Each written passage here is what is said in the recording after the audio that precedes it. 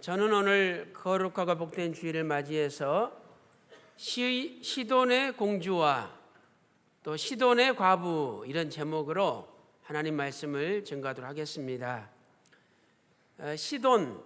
이 시돈은 두로라는 도시와 함께 성경에 자주 등장하는 유명한 지중해 연안의 항구 도시가 되겠습니다. 이 시돈은 옛날에 베니게 또는 세계사의 페니케라고 나오죠. 이 베니게, 페니키아의 도시로서 그 당시에 굉장히 부유하고 그리고 잘 사는 도시였습니다. 이 시돈에 많은 사람들이 살고 또 부가 넘쳐났기 때문에 이 베니게라는 도시를 대표해서 나중에는 시돈 그러면 베니게라는 나라 전체를 대표하는 그런 도시로 알려져 있었습니다. 오늘 본문 말씀 보니까 이 시돈에 동시대에 전혀 다른 두 사람이 살고 있었습니다. 두 여자가 있었는데 이 여자들은 엘리야 선지자와 동시대를 살았던 여자들입니다. 한 여자는 시돈의 공주죠. 오늘 본문 열왕기상 16장 31절 말씀 보니까 시돈 사람의 왕 엣바알의 딸 이세벨이다 이렇게 말씀하고 있죠. 이세벨이라는 여자는 시돈 이 도시국가 나라의 왕의 딸로 엣바알이라는 왕의 딸로 공주로 태어났습니다. 또 한 명의 시돈의 여자는 과부죠. 오늘 본문 열왕기상 17장 9절 말씀 보니까 시돈에 사는 과부 한 사람이 있었습니다.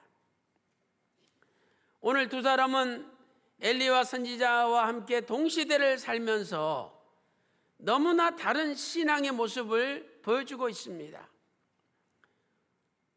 저와 여러분은 두 사람의 삶을 통해서 나는 시돈의 공주와 같은 삶을 살고 있는지 아니면 시돈의 과부와 같은 삶을 살고 있는지 한번 돌아봐야 되겠습니다. 그렇다면 두 사람에게는 어떤 차이점이 있었을까요? 첫 번째로 두 사람은 엘리야 선지자에 대한 태도가 달랐습니다. 엘리야 선지자와 동시대 살면서 엘리야 선지자에 대한 태도가 달랐다는 거죠. 엘리야 여호와는 하나님이시다 이런 뜻입니다. 그러므로 엘리야는 장차 오실 예수님의 그림자죠. 예수님이 하나님이시지 않습니까? 엘리야 여호와는 하나님이시다 이런 뜻입니다.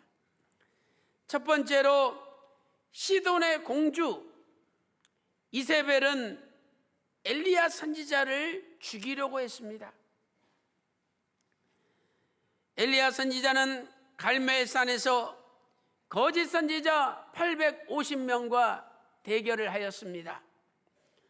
거짓 선지자들이 자기 몸에 칼을 긋고 피를 흘리면서 춤을 추어도 거짓 선지자들의 제단에는 하늘에서 응답이 없었습니다.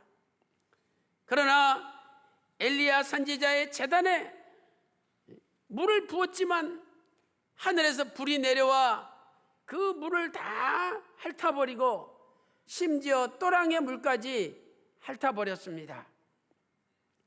거짓 선지자의 제단에는 응답이 없었지만 참 선지자의 제단에는 응답이 있었던 것이죠. 이제 엘리야 선지자들은 이 거짓 선지자들을 백성들을 시켜서 다 죽이고 처단하였습니다. 이 소식을 이세벨이 들었습니다. 열왕기상 19장 1절 2절 말씀 보니까 이세벨이 시돈의 공주가 엘리야 선지자가 하신 일에 대해서 다 들었습니다. 거짓 선지자가 진멸되었다는 소식을 들었습니다.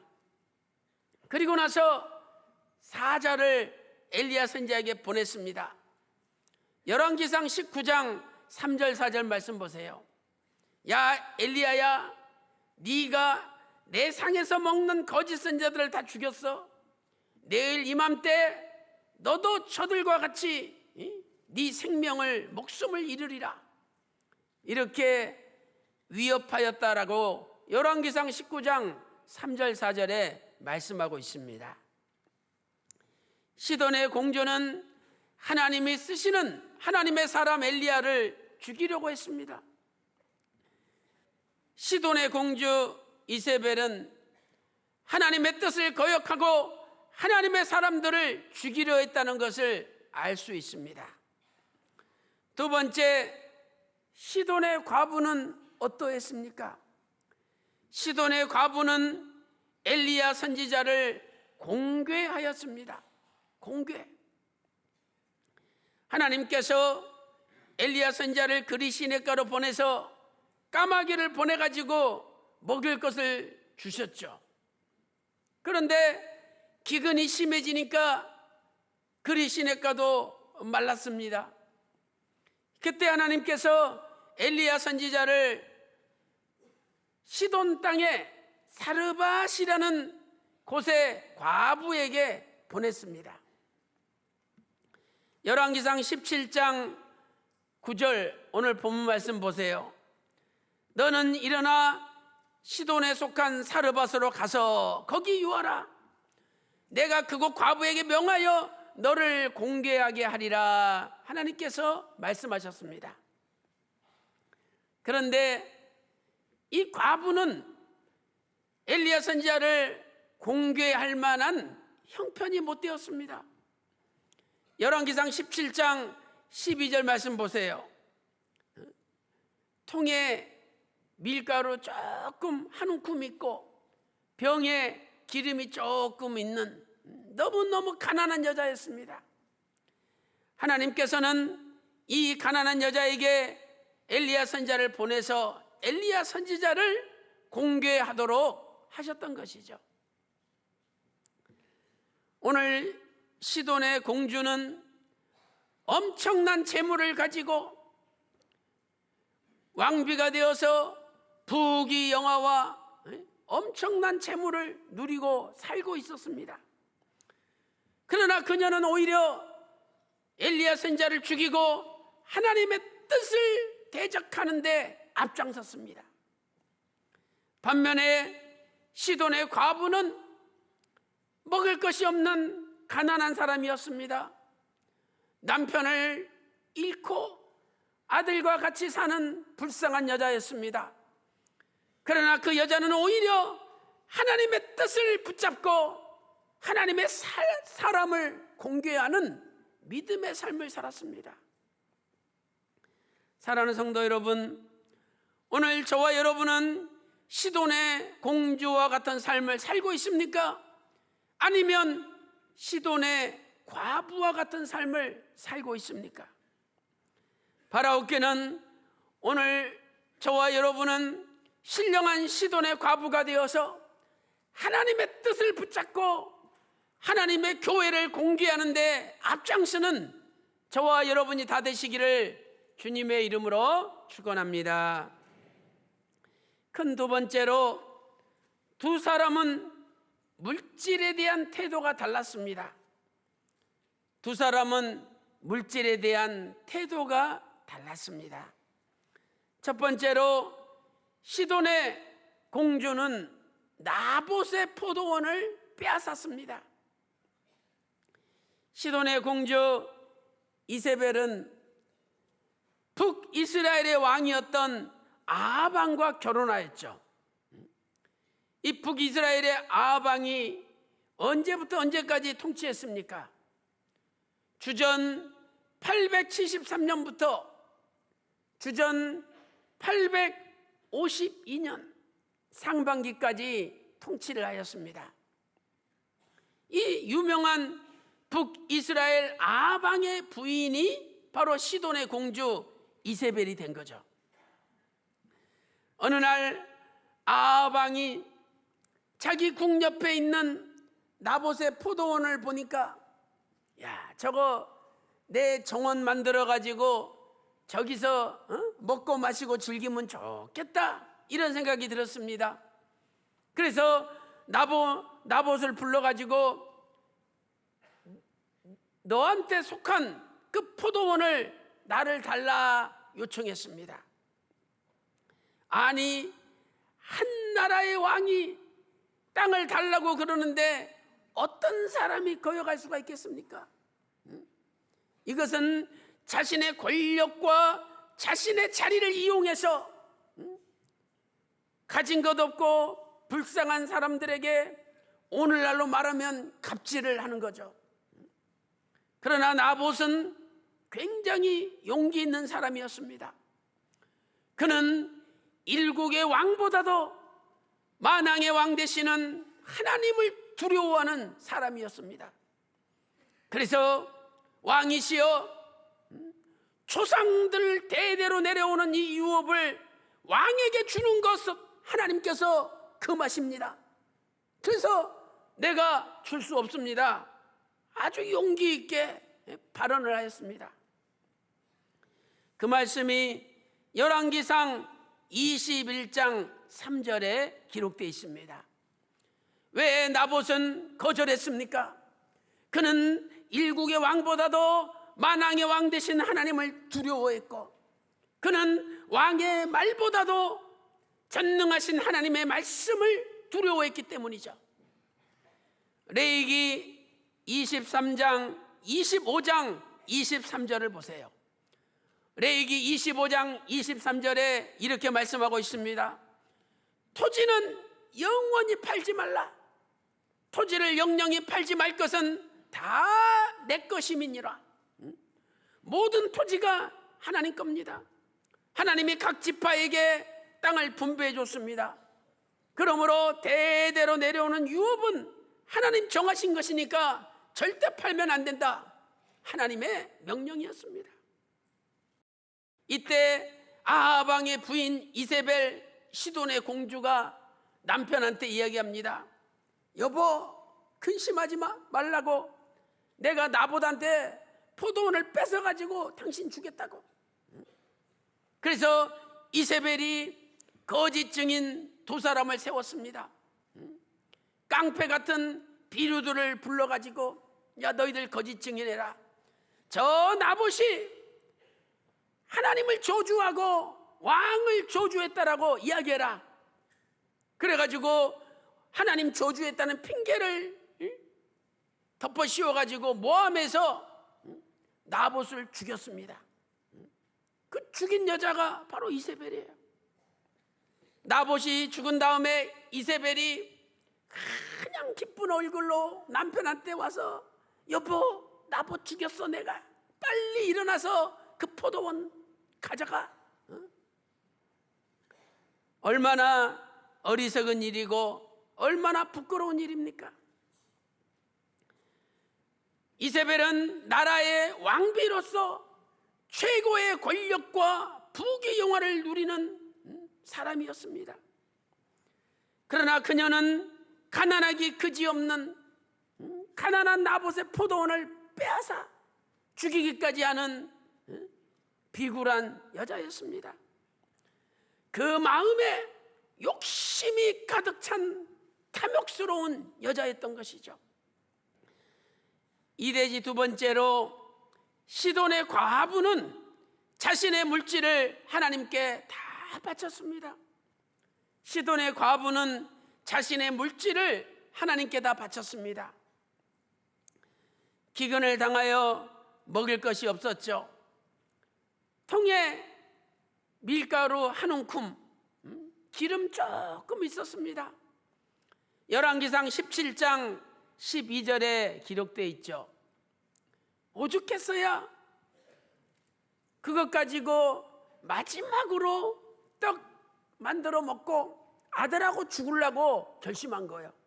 근데 마침 그때 하나님이 엘리야 선지자를 시돈의 과부에게 보냈습니다. 열왕기상 17장 14절 말씀 보세요. 나와 내 아들을 위하여 음식을 만들어 먹고 그 후에는 죽으리라. 이렇게 12절에 말씀하시니까 14절에 엘리야 선지자가 뭐라 그럽니까? 야, 먼저 나를 위하여 작은 떡을 만들어 나를 먼저 대접하라. 그리하면 하나님께서 이 지면에 기근을 없애주시고 물을 내릴 때까지 기름과 밀가루가 그치지 아니하리라고 약속했던 거죠.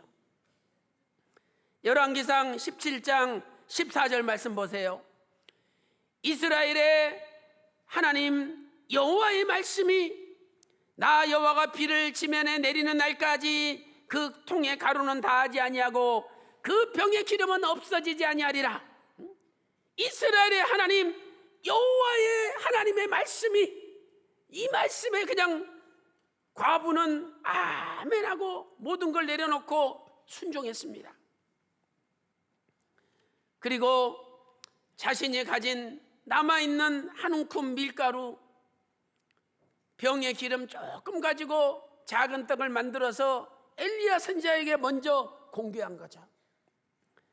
사랑하는 성도 여러분, 오늘 저와 여러분도 시돈의 과부처럼 먼저 하나님께 바치고 먼저 하나님의 일을 하면서 살고 있습니까? 우리가 먼저 하나님께 바칠 때 하나님이 절대 우리 굶어 죽게 만들지 않습니다. 내가 하나님께 바친 이상으로 천천만만의 복이 쏟아집니다. 마태복음 6장 33절에 너희는 먼저 그의 나라와 그의 의를 구하라. 그리하면 이 모든 것을 너희에게 더하시리라. 무엇을 먹을까, 무엇을 입을까, 무엇을 마실까 염려하지 말라. 하늘에 계신 너희 아버지께서 다 하시느니라. 그러면서 너희가 원하는 거 그 이상으로 하나님이 갚아주신대요. 사랑하는 성도 여러분, 오늘 저와 여러분은 시돈의 공주입니까? 시돈의 과부입니까? 오늘 또 우리 가진 것 하나님 앞에 감사하면서 먼저 하나님께 드림으로 그 이상으로 갚아주시는 큰 복을 받아 누리는 전 세계 평강의 성도들 다 되시기를 주님의 이름으로 축원합니다. 큰 세 번째로 두 사람의 인생의 결과가 달랐습니다. 두 사람은 인생의 결과가 달랐어요. 첫 번째로 시돈의 공주는 비참하게 죽었습니다. 이제 예우란 사람이 왕들을 다 죽이고 궁궐로 쳐들어왔습니다. 얼마 있으면 이세벨이 죽어야 되죠. 그런데 얼마 있으면 자기 죽을 줄도 모르고 성경 보니까 이세벨이 그냥 눈썹을 이쁘게 그리고 또 여기다가 뭐 탁탁 집어가지고 붙이고 그리고 얼굴에 또 화장하고 아니 지금 얼마 있으면 죽는데 그것도 몰라요. 그냥 자기 스스로 자기 만족에 빠져서 살고 있는 거예요. 열왕기하 9장 30절 보세요. 열왕기하 9장 30절에 눈을 그리고 머리를 꾸미고 창문을 싹 내다보고 있었다라고 열왕기하 9장 30절에 말씀하고 있습니다. 예후가 저 저주받은 여자를 던져라. 그랬더니 옆에 있던 내시들이 이세벨을 붙잡아가지고 높은 데서 창문으로 던졌습니다.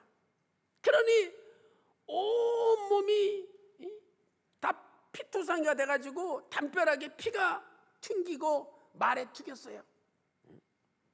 그 얼마나 비참합니까?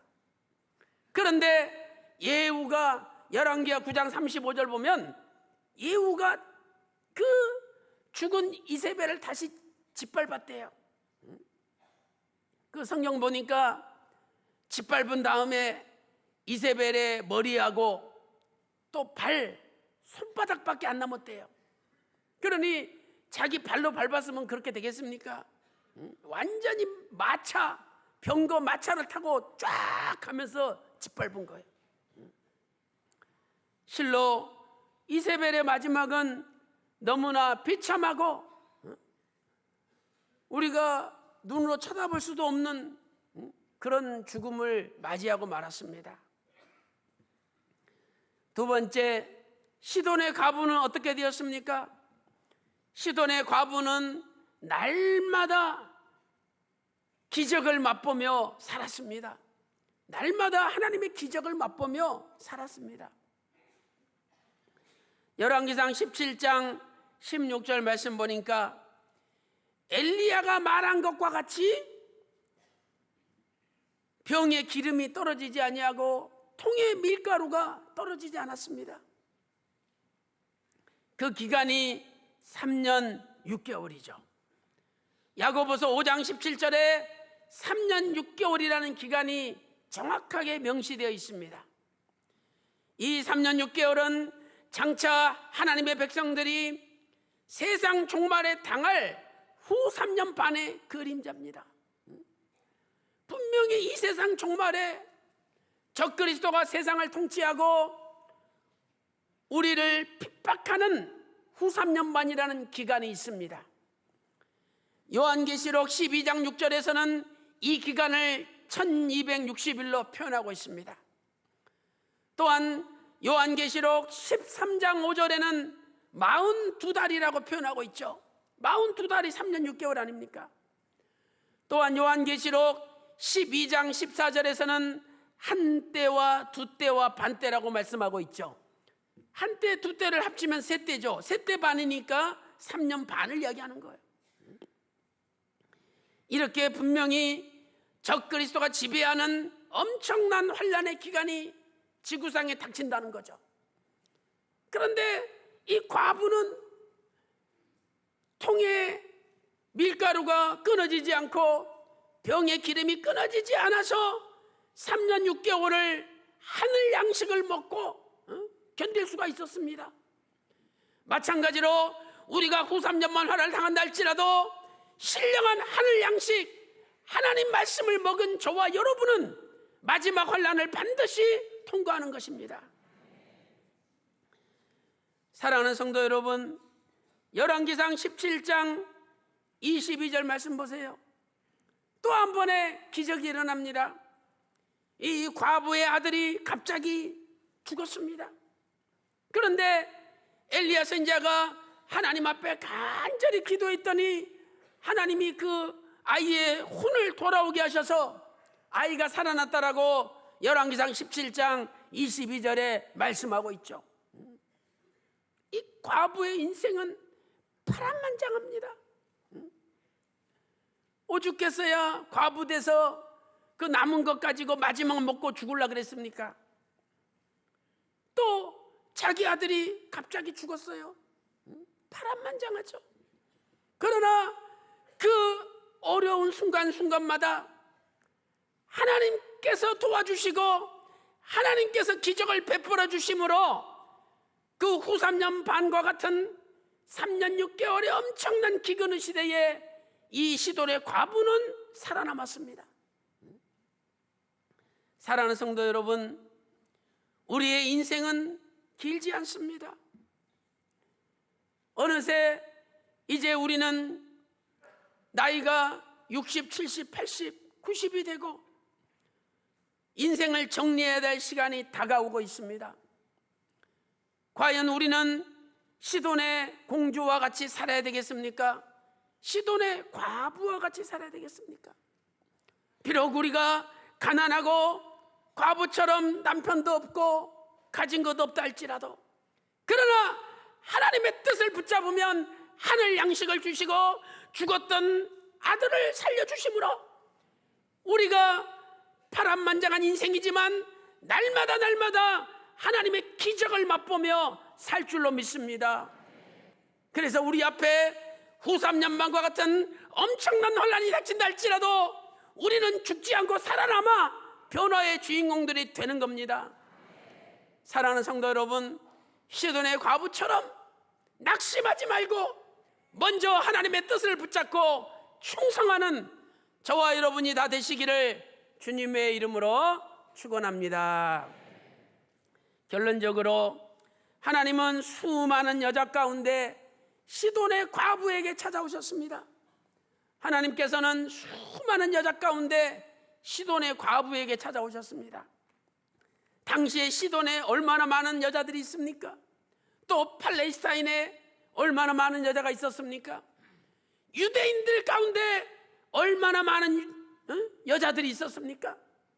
그런데 하나님은 다 찾아가지 않고 시돈에, 그것도 과부에게 찾아가셨습니다.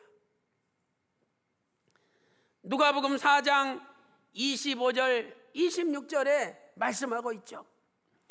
엘리야 시대에 하늘이 새 6달을 닫히어 온 땅에 큰 흉년이 들었을 때에 이스라엘에 많은 과부가 있었으되 엘리야가 그중 한 사람에게만 보내심을 받았습니다. 그렇다면 예수님이 왜 지금 이 말씀을 하셨습니까? 예수님도 하나님의 사람이 되어 말씀이 육신이 되어 이 땅에 오셨는데 정작 예수님의 고향에 유대인들이 예수님 받아주지 않습니다. 저 시돈의 과부에게 하나님이 찾아가신 것처럼 나도 오히려 이방 사람들은 나를 받아주는데 너희들은 나를 받아주지 않지 않느냐, 이렇게 예수님의 안타까운 심정을 말씀하시면서 이 사렙다 과부, 사르밧 과부의 일을 인용하신 거죠. 누가복음 4장 24절에 내가 진실로 너에게 이르노니 선지자가 고향에서 환영을 받는 자가 없느니라. 예수님이 지금 환영받지 못한다는 거예요. 그러시고 이 말씀하시기 직전에 회당에 들어가셨죠. 예수님께서 자기를 증거하는 말씀을 찾으셨습니다. 그러면서 메시아가 오셔서 세상을 구원한다는데 이 글이 오늘날 너희 귀에 응하였느니라 그랬거든요. 그런데 사람들이 그 말씀을 듣고도 예수님 몰라봐요. 그러니까 예수님께서 선지자가 자기 고향에서는 높임을 받는 자가 없느니라, 환영을 받는 자가 없느니라 이렇게 말씀하시고, 하나님도 옛날에 수많은 여자가 있었는데 그 사르밧에, 시돈 땅의 사르밧의 과부에게 갔다는 거예요. 그렇다면 오늘 저와 여러분도 이 세상에 77억 인구가 있는데 하나님께서 그래도 여러분에게 찾아오시는 한 분이 돼야 될 거 아닙니까? 그러면은 기적이 일어나고, 그러면 그 죽을 수밖에 없는 상황에서 살 길이 열린다는 거예요.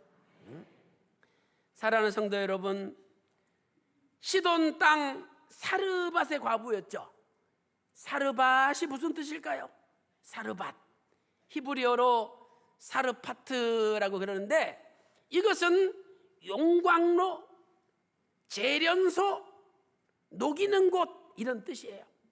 그래서 이 뜨거운 용광로에 그냥 녹을 다 없애고 나오면은 아주 좋은 강철, 좋은 정금이 돼서 나오지 않습니까? 욥기서 23장 10절에 그가 나를 단련하신 후에는 내가 정금같이 나오리라 말씀하고 있습니다. 오늘 우리 평강제일교회 신령한 사르밧이에요. 신령한 용광로, 하나님의 재련소예요. 오늘 이곳에서 여러분의 세상적인 녹슬, 죄악을 다 녹여버리시고 하나님 기뻐하시는 강철 같은, 하나님 기뻐하시는 정금이 돼 나오심으로 여러분의 남은 인생 시돈의 과부처럼 하나님 앞에 끝까지 인정받고 마지막 환난을 다 통과하는 여러분의 가정 다 되시기를 주님의 이름으로 축원합니다.